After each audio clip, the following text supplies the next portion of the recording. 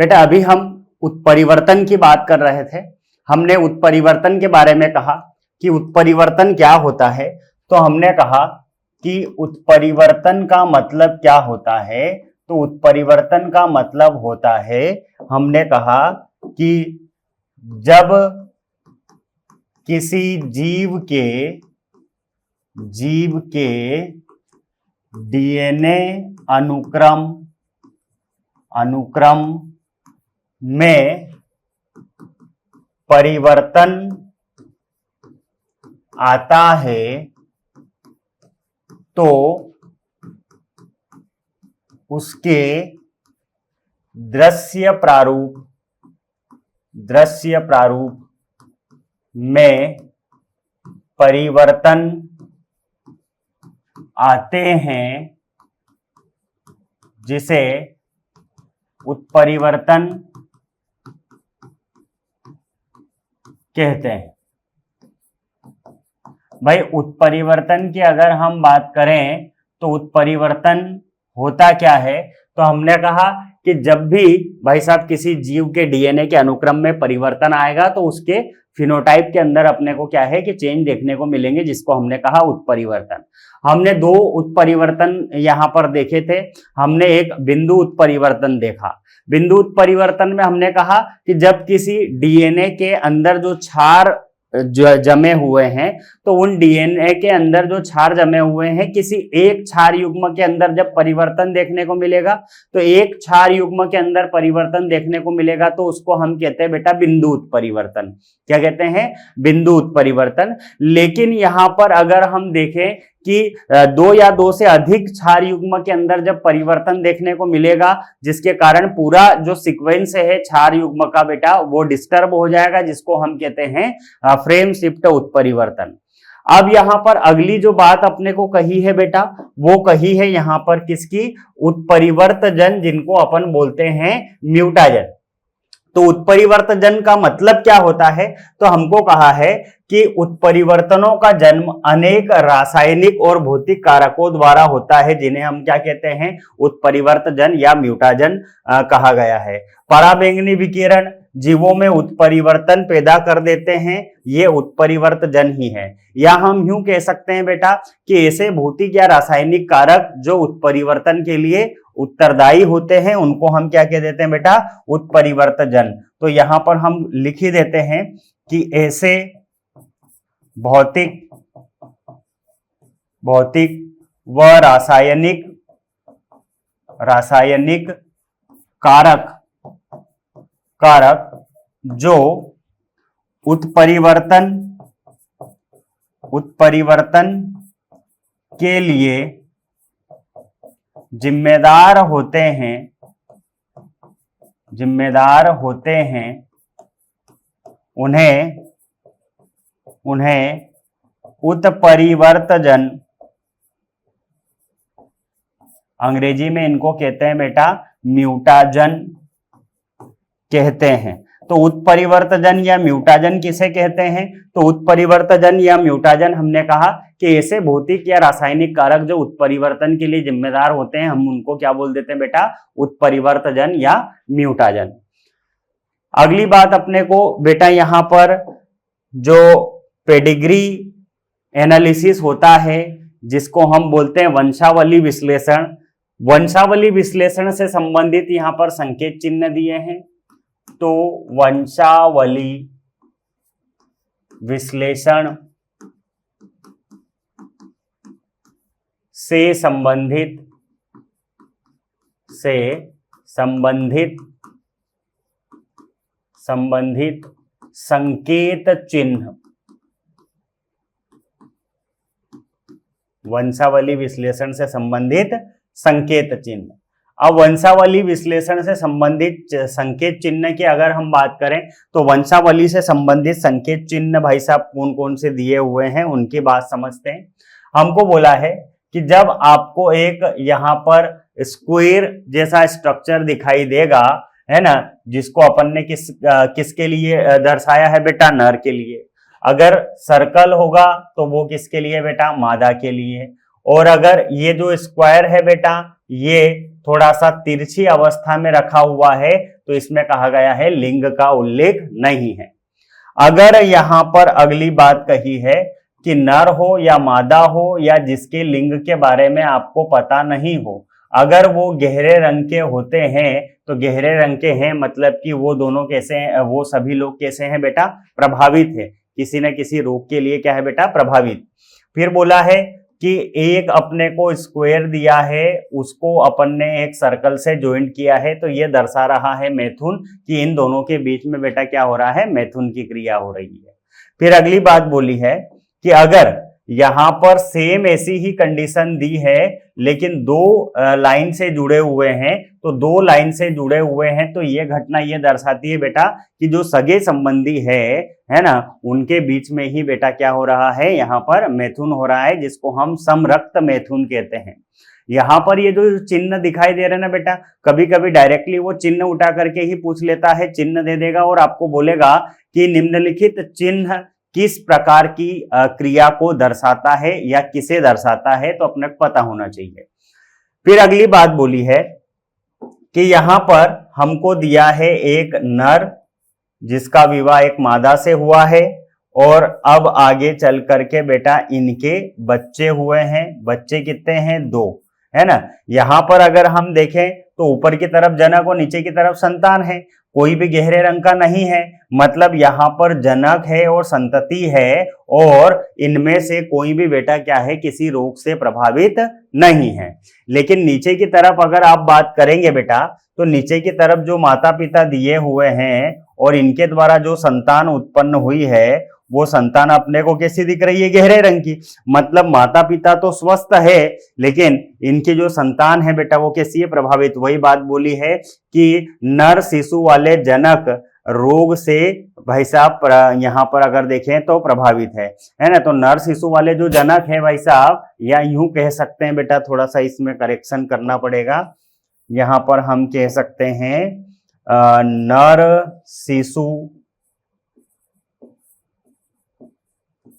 प्रभावित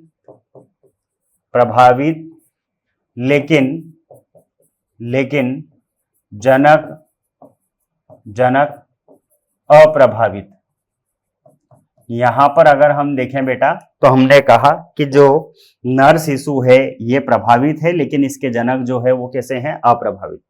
फिर आपको इस यहाँ पर स्क्वायर के अंदर अगर 5 लिखा हुआ दिखे तो इसका मतलब होता है कि 5 प्रभावहीन संततियां हैं। प्रभावहीन संततियां हैं मतलब कि इनमें किसी प्रकार का कोई रोग का प्रभाव देखने को नहीं मिला है।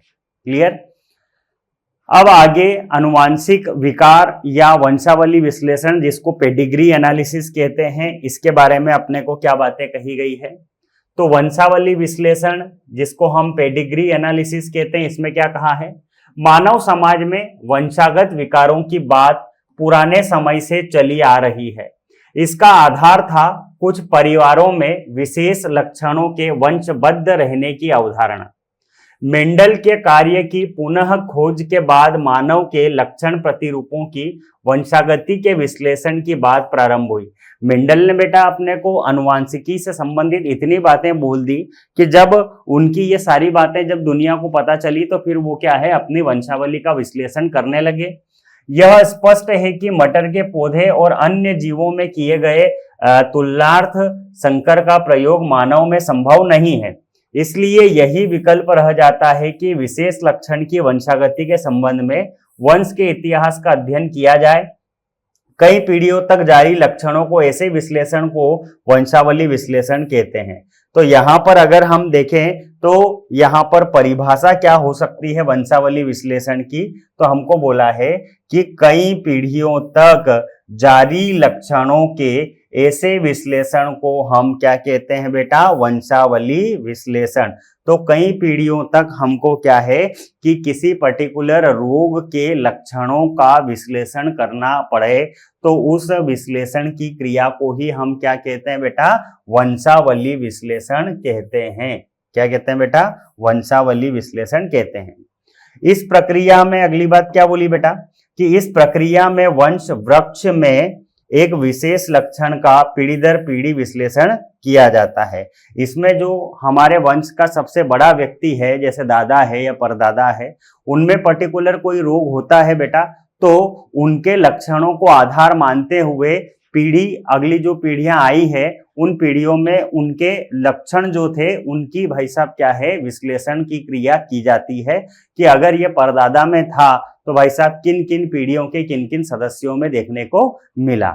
इस प्रकार की क्रिया को बेटा अपन क्या बोलते हैं, वंशावली विश्लेषण। अगली बात बोली है, मानव आनुवांशिकी में वंशावली अध्ययन एक महत्वपूर्ण उपकरण होता है जिसका उपयोग विशेष लक्षण, असामान्यता या रोग का पता लगाने में किया जाता है। वंशावली विश्लेषण में प्रयुक्त कुछ महत्वपूर्ण मानक प्रतीकों को चित्र में दर्शाया गया है। अभी अपन ने जो चित्र देखा बेटा वो वंशावली से संबंधित क्या है, संकेत चिन्ह थे। जैसा कि आप इस अध्याय में पढ़ चुके हैं कि किसी भी जीव का प्रत्येक लक्षण गुणसूत्र में विद्यमान डीएनए पर स्थित जीन में निहित होता है। हम किसी भी लक्षण की अगर बात करें ना बेटा, हमारे शरीर के अंदर जो भी लक्षण है, ये लक्षण कहीं ना कहीं अगर हम देखें तो हमारा जो गुणसूत्र है, हमारे शरीर की कोशिकाओं में जो गुणसूत्र है ना बेटा, उन गुणसूत्रों के अंदर जो डीएनए होता है, उस डीएनए के अंदर जो जीन होते हैं, उन जीन के द्वारा निर्धारण किया जाता है। डीएनए ही आनुवांशिक सूचना का वाहक होता है और यह बिना किसी परिवर्तन के एक पीढ़ी से दूसरी पीढ़ी में स्थानांतरित होता है। डीएनए की अगर बात करें ना बेटा, तो एक जनरेशन से दूसरी जनरेशन में आसानी से डीएनए का स्थानांतरण होता है और डीएनए में किसी प्रकार का कोई परिवर्तन नहीं होता है। डायरेक्ट एज इट इज जो लक्षण आपके भाई साहब जनकों में है वो सीधे संतति में स्थानांतरित होते हैं। यहाँ पर कभी कभार परिवर्तन या रूपांतरण भी देखने को मिलते हैं। इस प्रकार के परिवर्तन या रूपांतरण को उत्परिवर्तन कहते हैं।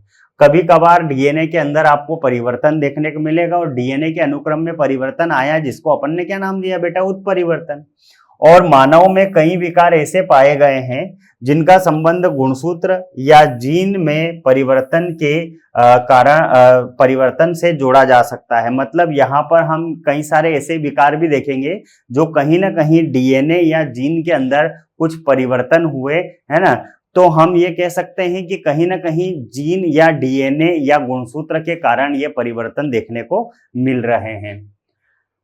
अगली बात बोली है मेंडेलियन विकार। ये जो यहाँ पर अपने को देखने को मिलते हैं बेटा वंशावली विकार, इन वंशावली विकारों को अगर हम देखें तो इन वंशावली विकारों को हमने दो भागों में बांटा है, मेंडेलियन विकार और दूसरे को हमने कहा है बेटा गुणसूत्रीय विकार।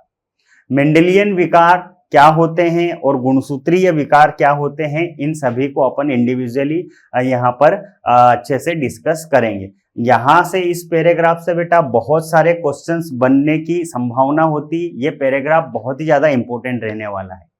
क्या बात कही है यहाँ पर, उन बातों को समझना ध्यान से।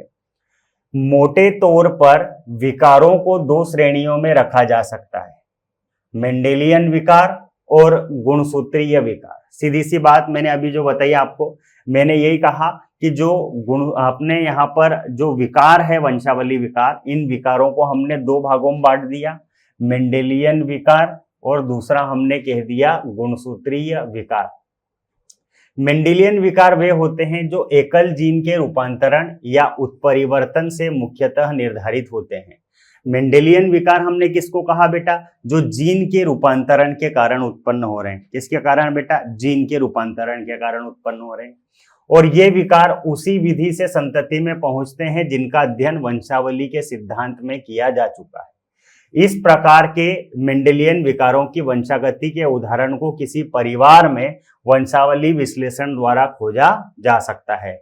अगर इस प्रकार के रोगों की अगर आपको खोज करना है बेटा, तो आप क्या है कि यहाँ पर वंशावली विश्लेषण द्वारा इन रोगों के बारे में पता लगा सकते हो।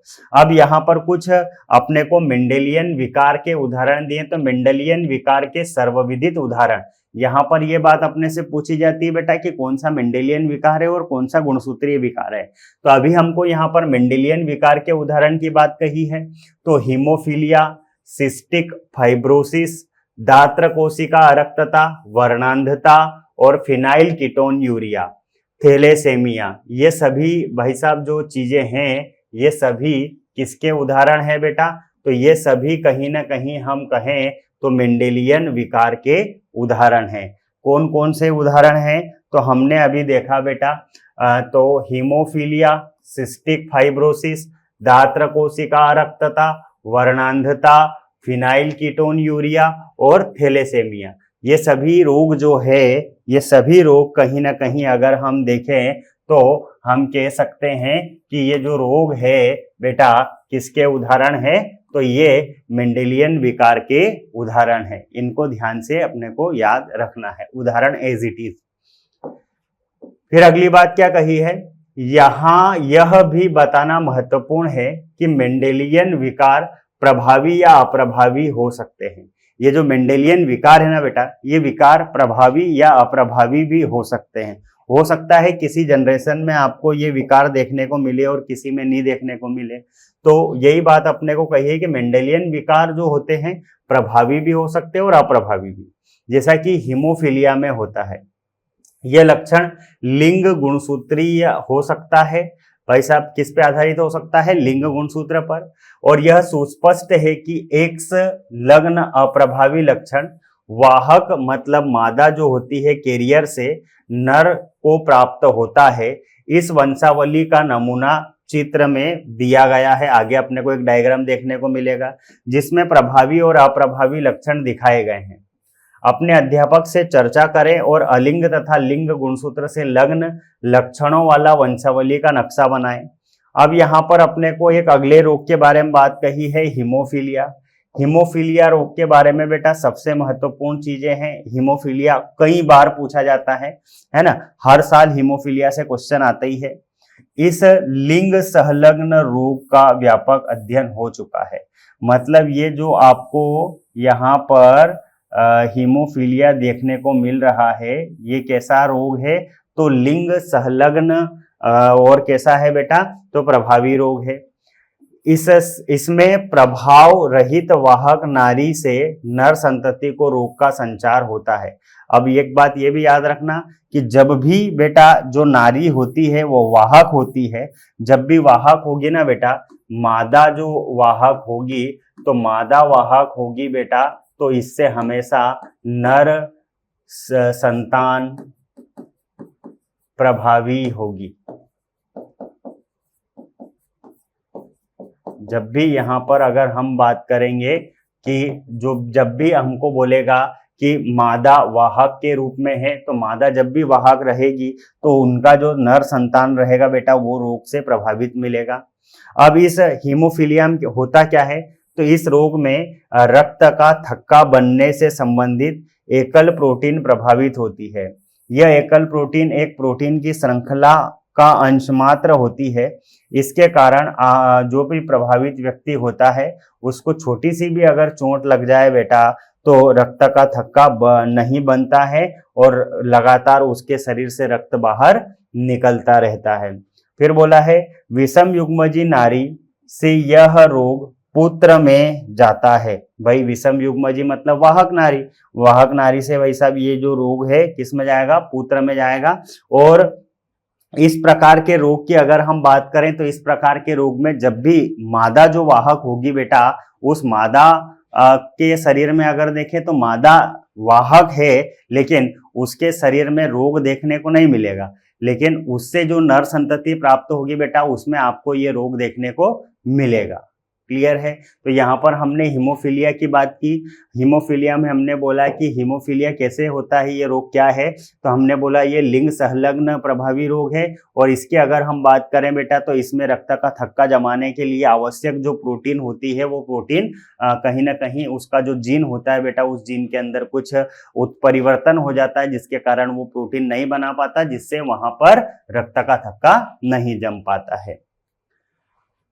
जैसे कि यहाँ पर अगर आपको ये जो दो चार्ट दिए हुए हैं, इन चार्ट की अगर हम बात करें बेटा तो आपको दो प्रकार के यहाँ पर उदाहरण दिए हैं।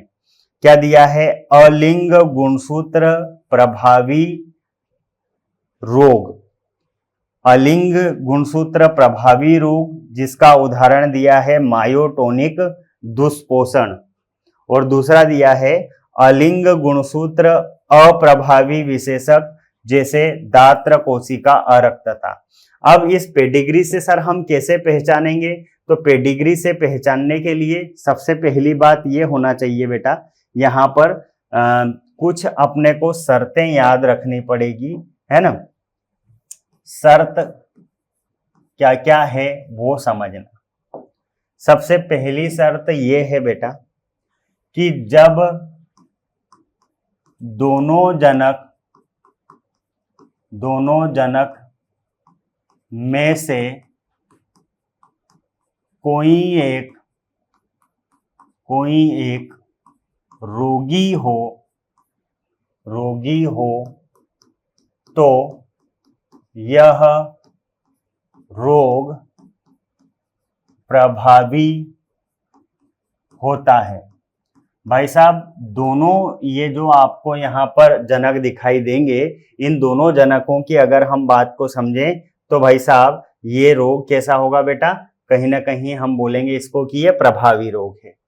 फिर दूसरी शर्त ये है बेटा कि जब रोग नर व मादा दोनों में हो तो यह रोग अलिंग गुणसूत्रीय होता है। अलिंग गुणसूत्रीय होता है। जब ये जो रोग है बेटा क्या है कि नर और मादा दोनों प्रकार की संतति में देखने को मिलेगा, तो इसको हम बोलेंगे अलिंग भाई साहब गुणसूत्रीय विकार। लेकिन फिर तीसरी शर्त ये भी है बेटा कि जब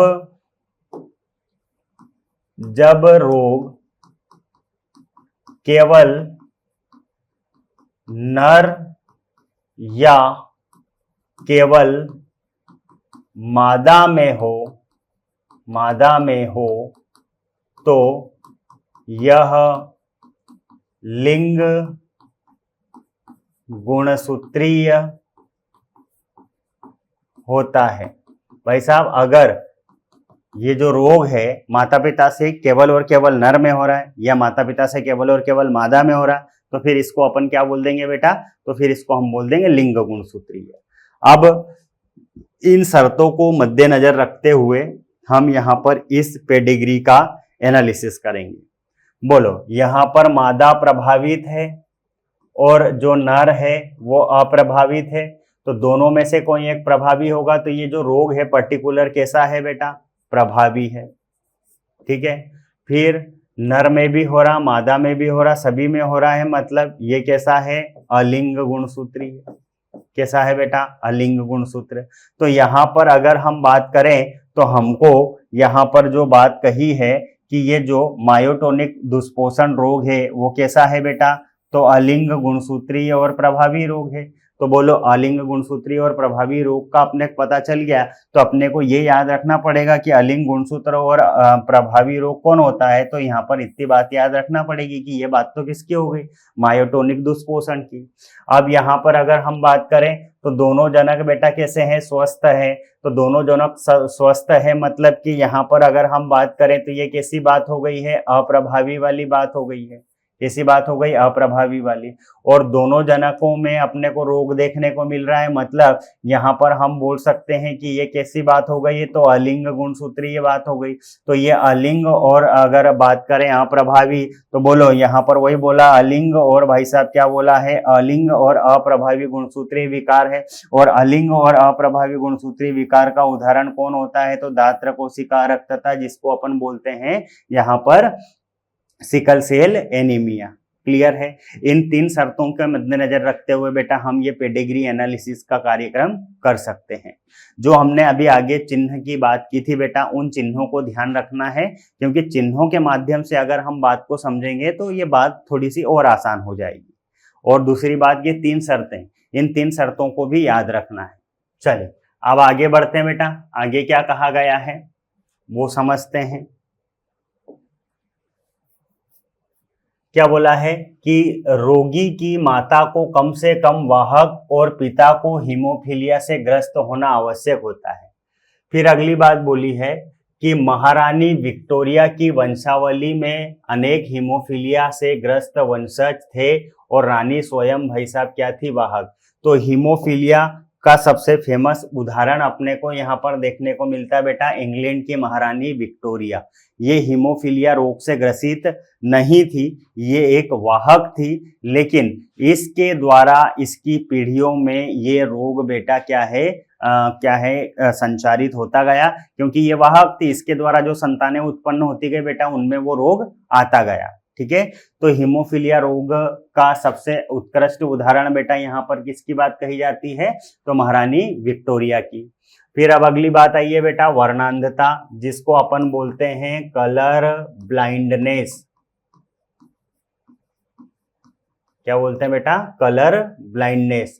कलर ब्लाइंडनेस या वर्णांधता की अगर हम बात करें तो कलर ब्लाइंडनेस के बारे में सबसे पहली जो बात कही है कि ये जो रोग है बेटा, ये कैसा रोग है, तो यह लिंग संलग्न अप्रभावी रोग है। कैसा है बेटा, लिंग संलग्न अप्रभावी रोग। इस विकार में लाल और हरे रंग के शंकु त्रुटिपूर्ण होने के कारण होता है। भाई साहब, ये जो लाल और हरे रंग को आइडेंटिफाई करने वाली जो शंकु कोशिका होती है या जिनको हम कोन सेल बोलते हैं, ये कोन सेल बेटा क्या हो जाती, प्रभावित हो जाती है, जिसके कारण व्यक्ति लाल और हरे रंग में बेटा अंतर नहीं कर पाता। यह एक्स गुणसूत्र पर स्थित कुछ जीन में उत्परिवर्तन के कारण होता है। फिर अगली बात बोली कि यह रोग केवल 8% पुरुषों में और मात्र 0.4% बेटा क्या है कि नारियों में देखने को मिलता है। इसका कारण लाल और हरी वर्णांधता के लिए उत्तरदायी जीन का एक्स गुणसूत्र पर उपस्थित होना है। नर की कोशिकाओं में केवल एक एक्स गुणसूत्र होता है, परंतु नारियों में 2 एक्स गुणसूत्र होते हैं। किसी ऐसे जीन की वाहक नारी के पुत्र के वर्णांध होने की संभावना 50% होती है, क्योंकि एक्स संलग्न जीन बेटा कैसा है, अप्रभावी है। अतः विषम युग्मजी जननी स्वयं वर्णांध नहीं होती, लेकिन इसका अर्थ यह है कि इसका जो प्रभाव है दूसरे विकल्पी एलील के प्रभावी होने के कारण निरुद्ध हो जाता है। पुत्री सामान्यतः वर्णांध नहीं होगी जब तक माँ वाहक एवं पिता वर्णांध नहीं होते। भाई साहब, यहाँ पर अगर हम बात को समझें तो यहाँ पर जो माता है वो माता अगर वाहक होगी, माता वाहक होगी बेटा, तो जो पुत्री है, पुत्री के अंदर आपको ये रोग देखने को नहीं मिलेगा, लेकिन जो पुत्र आएगा उस पुत्र के अंदर आपको ये रोग देखने को मिलेगा। सीधी सी बात, आप तो ये याद रखना कि इस प्रकार के रोगों में या विकारों में जब भी मादा वाहक होगी तो मादा के अंदर रोग नहीं मिलेगा, लेकिन उसकी संतान में ये रोग देखने को मिलेगा। ठीक है, बेसिकली मेन चीज ये पूछी जाती है कि कौन सा रोग होता है और वो कैसा विकार होता है और किस कारण होता है, ये बात पूछी जाती है। और विकारों में ज्यादा कोई अपने को डीप में जाने की जरूरत नहीं है। अगली बात बोली है दात्र कोशिका अरक्तता, जिसको अपन बोलते हैं बेटा sickle cell anaemia. Sickle cell anaemia में सबसे पहली बात बोली है कि ये जो सिकल सेल एनीमिया है ये अलिंग गुणसूत्रीय अप्रभावी लक्षण होता है। कैसा होता है बेटा, अलिंग गुणसूत्रीय अप्रभावी विकार है, जो जनकों से संतति में तभी प्रवेश करता है जबकि दोनों जनक जीन के वाहक होते हैं। भाई साहब, जब दोनों जनक यहाँ पर अगर हम देखें बेटा तो वो वाहक के रूप में कार्य कर रहे हैं। किसके रूप में, वाहक के रूप में। जबकि हमने अभी जो वर्णांधता देखी थी वहां पर केवल और केवल वाहक कौन थी बेटा, तो मादा थी। इस रोग का नियंत्रण एलील का एकल जोड़ा HbA और HbB करता है। रोग का लक्षण 3 संभव जीनोटाइप में से केवल HbB वाले समयुग्मकी व्यक्तियों में दर्शित होता है। विषम युग्मकी व्यक्ति रोग मुक्त होते हैं, परंतु वे रोग के वाहक होते हैं। उत्परिवर्तित जीन के संतति में पहुंचने की संभावना 50% होती है। अब यहां से जो महत्वपूर्ण बात बेटा जो इस बात में, इस रोग में जो पूछी जाती है वो स्टार्ट हो रही है। सबसे पहली चीज, सिकल सेल एनीमिया जो रोग है ये कैसा रोग है, तो हमने कहा अलिंग गुणसूत्र लग्न अप्रभावी विकार है। इस विकार में होता क्या है, तो इस विकार का कारण हीमोग्लोबिन अणु की बीटा ग्लोबिन श्रृंखला की छठी स्थिति में एक अमीनो अम्ल ग्लूटामिक अम्ल का वेलिन द्वारा प्रतिस्थापन हो जाता है। ग्लोबिन प्रोटीन में एमिनो अम्ल का प्रतिस्थापन बीटा ग्लोबिन जीन के छठे कोडोन में GAG का GUG में प्रतिस्थापन के कारण होता है, जिसके कारण ऑक्सीजन तनाव में उत्परिवर्तन हीमोग्लोबिन अणु में बहुलीकरण हो जाता है, जिसके कारण आरबीसी का आकार द्विअवतल बिंब के समान हो जाता है। कैसा हो जाता है? द्विअवतल बिंब के समान होना चाहिए थी सामान्य अपनी क्या है आरबीसी, है ना, जो इससे बदल करके किसके जैसी हो गई है बेटा? हंसिए के जैसी। मतलब हम जो खेतों में उपयोग करते हैं ना हंसिया, उसकी आकृति की हो जाती है। यहाँ पर सीधी सी बात ये याद रखना है कि जो मेन चीज अपने से पूछी जाती है वो क्या है कि भाई साहब कहां पर हीमोग्लोबिन श्रृंखला की किस स्थिति में अपने को परिवर्तन मिलेगा? तो छठी स्थिति में। इसमें कौन किस में बदलता है? तो ये जो ग्लूटामिक अम्ल होता है ये किस में बदल जाता है? वेलिन में बदल जाता है। कौन? जब हीमोग्लोबिन की श्रृंखला होती है ना, हीमोग्लोबिन की श्रृंखला में जो ग्लूटामिक एसिड होता है वो किस में बदलता है बेटा? वेलिन में बदलता है। और ये बदलने का काम कैसे होता है भाई साहब? ये जो GAG है ना, ये GAG बेटा क्या है कि ग्लूटामिक एसिड बनाता, लेकिन ये जो A है ये किस में बदल गया? U में। तो जिसके कारण ये ग्लूटामिक एसिड की जगह भाई साहब क्या बन गया? वेलिन बन गया। ये बात याद रखना है, जिसके कारण हम ये देखते हैं कि जो हमारी लाल रक्त कणिका है बेटा, उस लाल रक्त कणिके की आकृति जो होती है वो हंसिए के समान हो जाती है। किसके समान बेटा? हंसिए के समान, जिसके कारण ऑक्सीजन तनाव की स्थिति लागू होती है। कैसी स्थिति लागू होती है बेटा? ऑक्सीजन तनाव की स्थिति।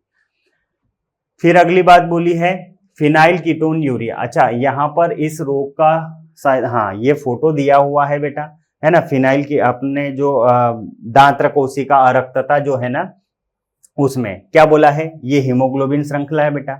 इसके छठे नंबर पर भाई हम ये देखते हैं कि ये जो GAG है, ये GAG अगर होता तो भाई साहब क्या बनता? ग्लूटामिक एसिड बनता। लेकिन यहाँ पर परिवर्तन हो जाता है, ये GAG जो है किसमें बदल गया? GUG में, जिसके कारण भाई साहब ग्लूटामिक एसिड की जगह पर क्या बन गया बेटा? वेलिन बन गया। क्या बन गया बेटा? वेलिन। जिसके कारण हम ये देखते हैं कि हमारी जो लाल रक्त कोशिका, जिसको हम रुधिर कोशिका बोलते हैं, आरबीसी बोलते हैं, ये आरबीसी का एक्चुअल जो शेप है ऐसा होना चाहिए था, लेकिन वो कुछ इस तरीके का हो जाता है, जिसके कारण जो ऑक्सीजन का संवहन बेटा, वो ऑक्सीजन का संवहन प्रॉपर तरीके से नहीं हो पाता और व्यक्ति में कई प्रकार के विकार उत्पन्न होने लगते हैं। क्लियर है? ये बात याद रखना। हीमोग्लोबिन की श्रृंखला में किस स्थान पर परिवर्तन देखने को मिलता है? तो छठे स्थान पर। क्या होता है? तो जो GAG होता है, जो ग्लूटामिक एसिड बना रहा था, इस GAG के क्षार अनुक्रम में परिवर्तन होता है, जिसके कारण ये GUG में बदल जाता है। तो ये क्या बना देता है बेटा? ग्लूटामिक एसिड के स्थान पर वेलिन बना देता है। इसके कारण इस जो लाल रुधिर कोशिकाएं होती है, इन लाल रुधिर कोशिकाओं की आकृति में परिवर्तन आ जाता है। ठीक है। अब अगला रोग दिया है बेटा फिनाइल कीटोन यूरिया। यह एक उपापचयी विकार है, या इसको हम अलिंग गुणसूत्रीय अप्रभावी लक्षण भी बोल सकते हैं, क्योंकि उनके जैसे ही लक्षण प्रदर्शित करता है। इस रोग में रोगी व्यक्ति में फिनाइल एलेनिन अमीनो अम्ल को टाइरोसिन अमीनो अम्ल में बदलने के लिए आवश्यक एंजाइम की कमी हो जाती है, जिसके परिणाम स्वरूप फिनाइल एलेनिन एकत्रित हो जाता है और फिनाइल पाइरुविक अम्ल तथा अन्य व्युत्पन्न में बदल जाता है। इनके एकत्रीकरण से मानसिक दुर्बलता आ जाती है। वृक्क द्वारा कम अवशोषित हो सकने के कारण मूत्र में उत्सर्जित होते हैं ये, जिसके कारण मूत्र में तीव्र गंध देखने को मिलेगी। अब यहाँ पर इस रोग में जो बातें पूछी जाती है बेटा, वो ये समझना कि ये फिनाइल कीटोन यूरिया है, ये एक उपापचयी विकार है। ये कैसा विकार है बेटा? उपापचयी विकार है, मेटाबॉलिक डिसऑर्डर है ये। इसमें होता क्या है? तो हमको बोला है कि जो रोगी व्यक्ति होता है, रोगी व्यक्ति में फिनाइल एलेनिन को टाइरोसिन में बदलने वाला जो एंजाइम है, उस एंजाइम की कमी हो जाती है। है ना। फिनाइल एलेनिन जनरली किस में बदलना चाहिए था, टायरोसिन में, लेकिन इनको बदलने वाला जो एंजाइम है उसकी क्या हो गई, कमी, जिसके कारण भाई साहब क्या है कि ये जो फिनाइल एलेनिन है ये किस में बदल जाता है, फिनाइल पायरुविक अम्ल में बदल जाता है, और जिसके कारण भाई साहब मानसिक दुर्बलता आपके शरीर में देखने को मिलेगी, मेंटली आप रिटार्ड हो जाओगे, मतलब मानसिक तौर पर आप पागलों जैसी हरकत करोगे। और जब किडनी इस अम्ल का बेटा ज्यादा अवशोषण कर लेती है तो मूत्र के साथ ये आपको क्या है, फिनाइल पायरुविक एसिड ही उत्सर्जित होता हुआ दिखाई देगा। या यूं कहें हम कि यूं कह सकते हैं कि कभी कभार ब्लड जैसा स्ट्रक्चर हम कहें कि भाई साहब मूत्र के रूप में आपको देखने को मिलेगा। चलिए आगे बढ़ते हैं। अब आगे अपने को क्या बात कही है बेटा, अगला रोग आया है बेटा थैलेसेमिया। थैलेसेमिया में अपने को क्या बात कही है, यह भी एक अलिंग गुणसूत्री या अप्रभावी विकार है जो जनकों से संतति में वंशानुगत प्राप्त होता है, जबकि जनक युगल के दोनों सदस्य अप्रभावी जीन के वाहक होते हैं। यह विकार या तो उत्परिवर्तन या विलोपन के परिणाम स्वरूप उत्पन्न होता है, जिसमें हीमोग्लोबिन बनाने वाले ग्लोबिन की एक श्रृंखला अल्फा और बीटा की संश्लेषण दर में कमी आ जाती है। परिणामतः विकृत हीमोग्लोबिन का संश्लेषण होता है, जिसके कारण रक्ताल्पता, जिसको हम एनीमिया कहते हैं, जैसे सिम्टम देखने को मिलेंगे। थैलेसीमिया रोग का वर्गीकरण इस आधार पर भी किया जाता है कि हीमोग्लोबिन अणु की कौन सी श्रृंखला प्रभावित हुई है। भाई हीमोग्लोबिन की अगर अल्फा श्रृंखला प्रभावित होती तो उसको अल्फा थैलेसीमिया कहते हैं, जिसमें अल्फा ग्लोबिन श्रृंखला का उत्पादन प्रभावित होता है। और अगर बीटा थैलेसीमिया रोग हम बोल रहे हैं जिसमें बीटा ग्लोबिन श्रृंखला बेटा प्रभावित होती है। अल्फा थैलेसीमिया रोग का नियंत्रण प्रत्येक जनक के गुणसूत्र में 16वें गुणसूत्र पर दो निकट जीन HbA1 और HbA2 द्वारा नियंत्रित होता है। यह 4 विकल्पी एलील में से किसी एक अथवा अधिक जीन के उत्परिवर्तन या विलोपन के कारण होता है। जितने अधिक जीन प्रभावित होंगे उतनी ही कम मात्रा में अल्फा हीमोग्लोबिन का संश्लेषण होगा, जबकि बीटा थैलेसेमिया प्रत्येक जनक के गुणसूत्र के 11वें गुणसूत्र पर स्थित जीन के द्वारा नियंत्रित होता है। यहाँ पर दो बातें याद रखना बेटा कि जो अल्फा थैलेसेमिया है, अल्फा थैलेसेमिया 16वें गुणसूत्र के ऊपर जो भाई साहब जीन के अंदर जो परिवर्तन देखने को मिल रहे हैं उनमें उनके कारण होगा, जबकि बीटा थैलेसेमिया जो है बेटा 11वें गुणसूत्र की बात करें तो 11वें गुणसूत्र पर कुछ जीनों के परिवर्तन के कारण देखने को मिलेगा। ये दो बातें अपने से मेनली पूछी जाती है। कितने प्रकार का होता है थैलेसेमिया वो भी याद रखना। सीधी सी बात है, हीमोग्लोबिन की जो श्रृंखला है ना बेटा, उस हीमोग्लोबिन की श्रृंखला के उत्पादन में कोई दिक्कत आ जाती है, उसके कारण ये रोग देखने को मिलता है, जिसके कारण व्यक्ति के शरीर में रक्त की कमी हो जाती है, जिसको अपन रक्ताल्पता बोलते हैं, है ना, या हम यूं बोलते हैं कि एनीमिया हो गया है व्यक्ति को, है ना। अगली बात क्या कही है बेटा, यह रोग एक या दोनों जीन के उत्परिवर्तन के कारण होता है।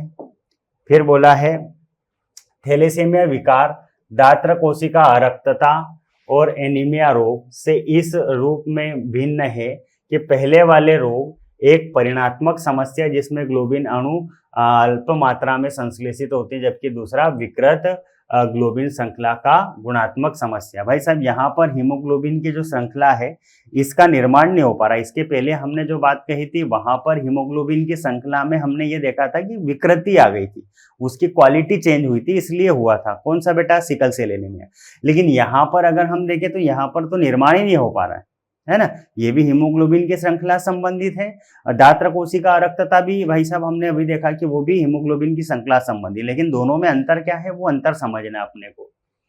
फिर अब आए हैं बेटा गुणसूत्रीय विकार, जिनको हमने कहा है chromosomal disorder, chromosomal disorder. Chromosomal disorder या गुणसूत्रीय विकार की अगर हम बात करें तो ये जो विकार है बेटा जनरली आपको गुणसूत्र के अंदर किसी प्रकार की समस्या के कारण दिखाई देंगे। क्या बोला है कि दूसरी तरफ एक या अधिक गुणसूत्र की अनुपस्थिति या अधिकता या असामान्य गुणसूत्रीय विकार के कारण उत्पन्न होते हैं। कोशिका विभाजन के समय क्रोमेटिड के विसंयोजन की अनुपस्थिति के कारण गुणसूत्रों की अधिकता या हानि हो जाती है, जिसे असुगुणिता या एन्यूप्लॉइडी कहते हैं। कुल मिलाकर के अगर हम बात करें बेटा, तो कोशिका विभाजन के समय जो गुणसूत्र का वितरण होता है एक कोशिका से दूसरी कोशिका में, ये गुणसूत्र के वितरण या बंटवारे की जो क्रिया है बेटा, ये जब प्रभावित हो जाती है तो जिसके कारण कोशिकाओं में गुणसूत्र की कमी या वृद्धि अपने को देखने को मिलती है। और इन्हीं गुणसूत्र की कमी या वृद्धि के कारण कुछ विकार उत्पन्न होते हैं, जिनको हम क्या बोल देते हैं बेटा, गुणसूत्रीय विकार। जैसा कि यहाँ पर अपने को अब अगली बात क्या कही है, जैसा कि यहाँ पर अगली बात अपने को क्या कही है बेटा, ध्यान से समझना इसको। अपने को क्या बात कही है कि 21वें गुणसूत्र की एक प्रति की अधिकता से डाउन सिंड्रोम हो जाता है। समझना, 21वां गुणसूत्र जो है मनुष्य में, इस 21वें गुणसूत्र की एक और प्रति बन जाती है। मतलब जो 21वें नंबर का गुणसूत्र है, ऐसा का ऐसा एक और गुणसूत्र बन जाता है। मतलब कि यहाँ पर गुणसूत्र संख्या 1 बढ़ गई, तो जिसके कारण मनुष्य में क्या हो जाता है, डाउन सिंड्रोम हो जाता है। इसी प्रकार X गुणसूत्र की हानि से नारियों में टर्नर सिंड्रोम हो जाता है। अगर X गुणसूत्र की हानि हो जाएगी तो X गुणसूत्र की हानि से महिलाओं में टर्नर सिंड्रोम हो जाता है। फिर अगली बात बोली, कोशिका द्रव्य विभाजन न हो सकने के कारण गुणसूत्र एक पूरा समुच्चय अधिक हो जाता है, जिसे बहुगुणिता या पॉलीप्लॉइडी कहते हैं। भाई कोशिका द्रव्य का विभाजन नहीं हो पाने के कारण भाई साहब क्या है, गुणसूत्र के पूरे सेट के अंदर अपने को बढ़ोतरी देखने को मिल जाती, जिसको अपन बहुगुणिता कहते हैं। और यह अवस्था प्रायः पादपों में देखने को मिलेगी। मतलब बहुगुणिता जो है ना बेटा, ये बहुगुणिता तो पादपों में मिलेगी, लेकिन ये जो असुगुणिता है ये अपने को मनुष्य में देखने को मिलती है। फिर बोला है कि मानव में गुणसूत्र की कुल संख्या कितनी होती है बेटा, 46 होती है। इनमें से 22 गुणसूत्र अलिंग होते हैं और एक जोड़ा बेटा क्या होता है, लिंग गुणसूत्र का होता है। जैसे हम अगर बात करें ना बेटा, हमारे पास 46 गुणसूत्र है, तो इन 46 गुणसूत्र की अगर हम बात करें तो इन 46 गुणसूत्रों को हमने 2 भागों में बांटा है। कैसे, 44 अलग और 2 अलग। अब ये जो हमने 44 अलग और 2 अलग बोले हैं, तो ये जो 2 अलग बोले हैं, तो अगर ये मनुष्य होगा, मनुष्य में पुरुष होगा तो XY हो जाएगा, और अगर मादा हुई तो बेटा XX हो जाएगा। तो इस तरीके से अगर हम देखें यहाँ पर, तो हम कह सकते हैं कि ये जो गुणसूत्र की अपने को संख्या दी है, उनमें कुछ कैसे होते हैं, लिंग, जो लिंग का निर्धारण करते हैं उनको लिंग, और बाकी जो बचे हुए हैं बेटा ये कैसे होते हैं, तो अलिंग गुणसूत्र होते हैं। कैसे होते हैं बेटा, अलिंग गुणसूत्र होते हैं।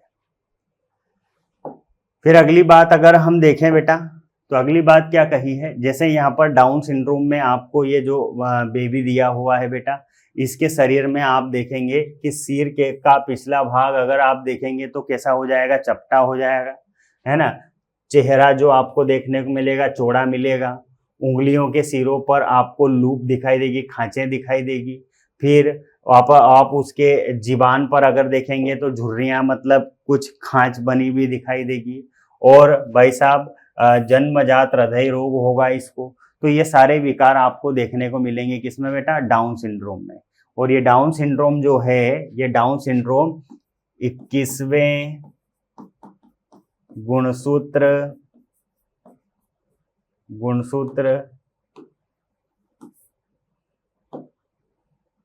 21वें गुणसूत्र की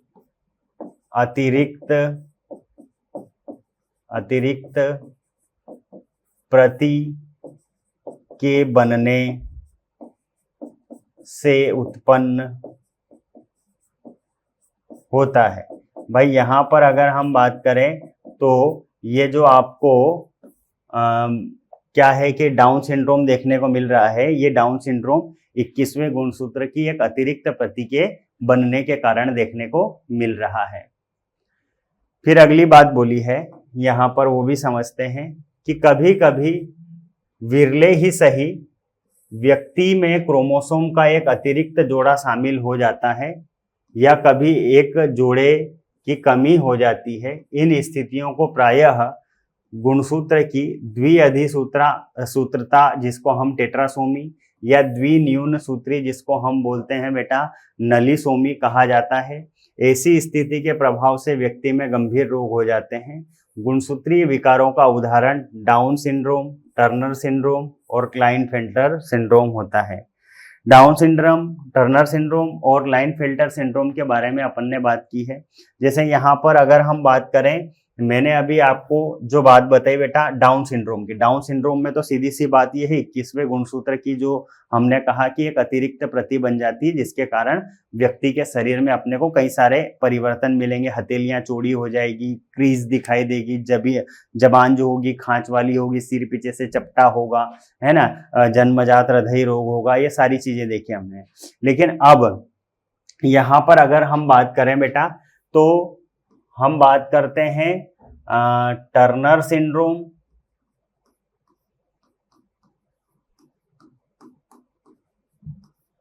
और दूसरा है लाइनफेल्टर सिंड्रोम। अब यहां पर आप समझना कि टर्नर सिंड्रोम क्या होता है और लाइनफेल्टर सिंड्रोम क्या होता है। तो पहले मैं आपको बताता हूं बेटा लाइनफेल्टर सिंड्रोम। लाइनफेल्टर सिंड्रोम, क्लाइनफेल्टर सिंड्रोम की अगर हम बात करें तो क्लाइनफेल्टर सिंड्रोम के बारे में क्या बात कही गई है कि क्लाइनफेल्टर सिंड्रोम में होता क्या है कि जो मनुष्य है बेटा इसके पास 44 प्लस XY गुणसूत्र होते हैं, लेकिन इस मेल के अंदर हम ये देखते हैं कि भाई साहब एक X गुणसूत्र और आ जाता है। अब X गुणसूत्र के आ जाने के कारण अब इसका मामला कैसे हो जाता है, तो 44 प्लस डबल X और Y। अब ये जो डबल X और Y आ गए हैं मतलब कि 44 प्लस 3 मतलब कि यहाँ पर 47 क्रोमोसोम हो गए इस व्यक्ति के अंदर। अब ये 47 क्रोमोसोम तो हो गए हैं, लेकिन आप मेल के अंदर देखेंगे कि 2X गुणसूत्र मतलब ये 2X तो मादा के जैसे, तो ये जो आपको पुरुष दिखाई देगा इस पुरुष के शरीर में आप देखेंगे कि बेटा इसके जो स्तन ग्रंथियां हैं ये स्तन ग्रंथियां विकसित हो जाएगी, इसके जो टेस्टिकल रहेंगे बेटा वो अल्प विकसित हो जाएंगे और इस व्यक्ति के शरीर में मादाओं के जैसे बेटा क्या है कि आपको सिम्टम्स देखने को मिलेंगे। किसके जैसे बेटा, मादा के जैसे सिम्टम। फिर अगली बात देखें यहाँ पर हम, अगला जो विकार हमको दिया है बेटा वो है टर्नर सिंड्रोम। कौन सा syndrome, Turner syndrome. Turner syndrome की अगर हम बात करें बेटा तो टर्नर सिंड्रोम होता है फीमेल में, है ना। यहाँ पर मैं लिख देता हूं कि यह विकार पुरुष में पाया जाता है।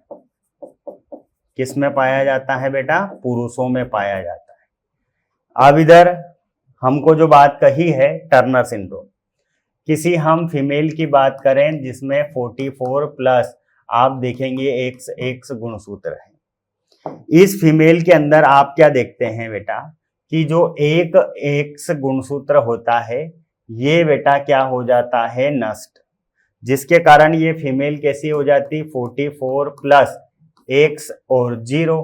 तो हम यहाँ पर बोल सकते हैं कि इस महिला के अंदर अब क्रोमोसोम कितने हो गए, 45। अब जैसे ही 45 क्रोमोसोम हो गए हैं, अगर X होते तो इस महिला के अंदर फीमेल के कैरेक्टर मिलते हैं, लेकिन एक गुणसूत्र हट गया है। तो अब आप इस महिला के शरीर में क्या देखेंगे बेटा कि इसकी जो स्तन ग्रंथियां हैं बेटा वो स्तन ग्रंथियां पूर्ण रूप से विकसित नहीं करेगी, इसकी जो अंडाशय है वो प्रॉपर हार्मोनल रेगुलेशन नहीं कर पाएंगे, जिसके कारण इसका जो शरीर है इसके शरीर में आपको पुरुषों जैसे लक्षणों की वृद्धि देखने को मिलेगी, है ना। तो ये सब विकार देखने को मिलेंगे। और ये बात याद रखना कि ये जो विकार है यह विकार महिलाओं में पाया जाता है। ये जो विकार है ये विकार आपको किस में देखने को मिलेगा बेटा, महिलाओं में देखने को मिलेगा। यहां पर अपने को बात कही ही है, समझते हैं। डाउन सिंड्रोम, इस अनुवांशिक विकार का कारण 21वां गुणसूत्र है। इस 21वें गुणसूत्र की एक प्रति बन जाती है जिसको अपन त्रिसूत्रता बोलते हैं, ट्राइसोमी बोलते हैं, है ना। इस विकार को सर्वप्रथम लैंगडम डाउन ने बेटा क्या है कि खोजा था 1866 में, इसलिए इसको हम डाउन सिंड्रोम कहते हैं। रोगी व्यक्ति छोटे कद के होते हैं, इनके गाल छोटे होते हैं और सिर बेटा क्या है थोड़ा चपटा रहेगा, जीभ खांच वाली होगी और मुंह इनका आंशिक रूप से खुला हुआ रहता है। हथेलियां इनकी चौड़ी रहती है। ये इनके बेटा क्या है कि मुख्य लक्षण है। फिर अगली बात अगर हम देखें क्लाइनफेल्टर सिंड्रोम। क्लाइनफेल्टर सिंड्रोम में क्या बोला, ये इस अनुवांशिक विकार का कारण एक्स गुणसूत्र की एक अतिरिक्त प्रतिलिपि का बन जाना है, जिसके कारण मनुष्य की कोशिका में कितने गुणसूत्र हो गए, 47। या यूं कह सकते हैं कि ये जो एक्स एक्स भाई अपने को कहा है ना बेटा, ये एक्स एक्स भाई जो बात अपने को कही है, ये एक्स एक्स भाई किसकी स्थिति को प्रदर्शित करती है, तो एक्स एक्स भाई बेटा यहाँ पर क्लाइनफेल्टर सिंड्रोम की स्थिति को प्रदर्शित करती है। ये बात याद रखनी अपने को।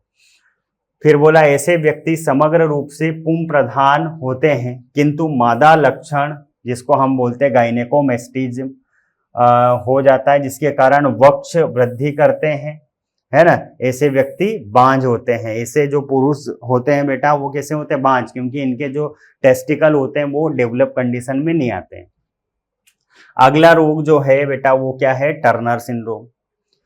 इस विकार का कारण एक्स गुणसूत्र का अभाव होता है, जिसके कारण यहाँ पर अगर हम देखें बेटा तो कितने गुणसूत्र रह गए हैं, 45। मैंने अभी बताया ही था आपको, है ना। इस विकार के कारण ही अगर हम देखें तो क्या बोला गया है कि क्रोमोसोम के कारण अगर हम बात को समझें तो इसके क्रोमोसोम के कारण हम ये देखते हैं कि भाई साहब